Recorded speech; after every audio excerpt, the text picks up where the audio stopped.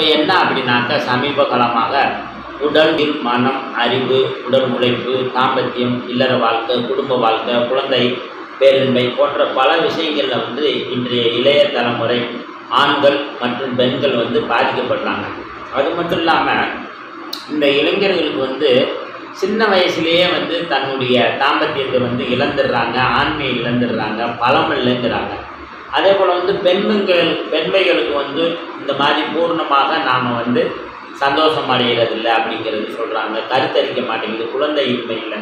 ஒரு கணவன் மனைவிக்கு தேவைப்படக்கூடிய ஒரு ஸ்பிரிச்சுவல் ரீதியாகவும் அல்லது இந்த உடல் தாதுகள் ரீதியாகவும் பூரணமாக திருப்தி அடைகிறார்களானா இல்லை அப்படின்னு சொல்லி பல வழிகளில் வந்து இந்த இளைஞர்கள் பாதிக்கப்படுறாங்க அப்படின்னு சொல்லி நம்மளுடைய அங்கே மீடியாவிலேருந்து வந்து நீங்கள் ஒரு தகவல்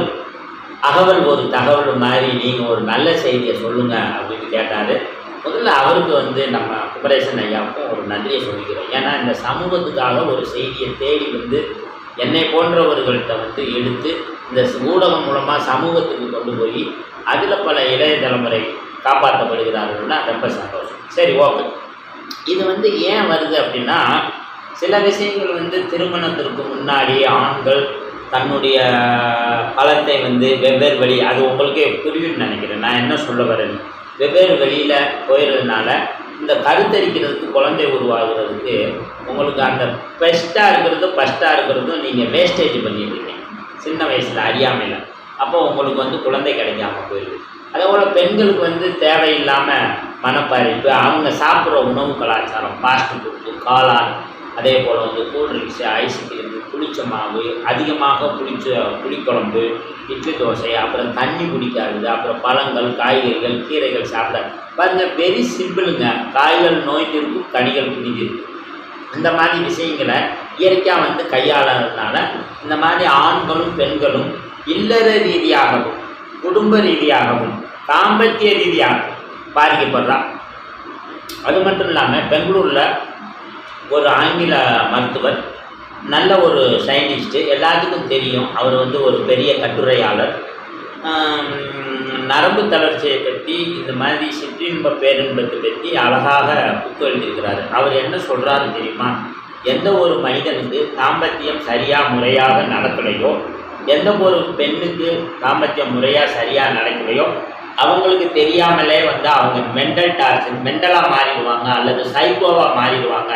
அப்படி மாறி தவறுகள் நிறையா செய்ய ஆரம்பிச்சுடுவாங்க. அதாவது வந்து தாம்பத்தியம் வந்து கிடைக்காது, மற்ற தவறுகள் எல்லாம் நடக்கும், கோபங்கள் வரும், சண்டைகள் வரும் அப்படின்னு சொல்லி அந்த ஒரு டாக்டர் வந்து அதை வந்து பதிவு பண்ணுறாரு.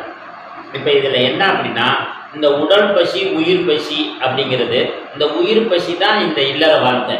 இந்த உயிர் பசியை வந்து நாங்கள் முறையாக வந்து எடுத்துக்காத பட்சத்தில் அங்கே ஒரு கோபங்கள் வருது, ஆக்ரோஷமாக வருது, சண்டைகள் வருது. அதனால் வந்து இந்த வீடியோவை பார்க்குற இளைஞர்கள் இது போன்ற நல்ல தகவல்களை சப்ஸ்கிரைப் பண்ணுங்கள், ஷேர் பண்ணுங்கள், நண்பர்கள்ட்ட பகிர்ந்துக்கங்க.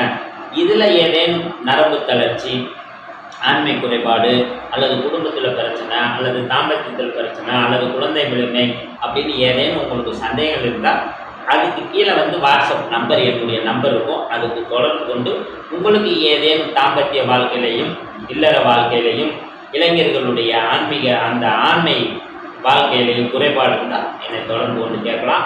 மீண்டும் ஒரு நல்ல பதிவில் சந்திப்போம். வாழ்க வையகம், வாழ்க வளமுடன். வெற்றி நிச்சயம்.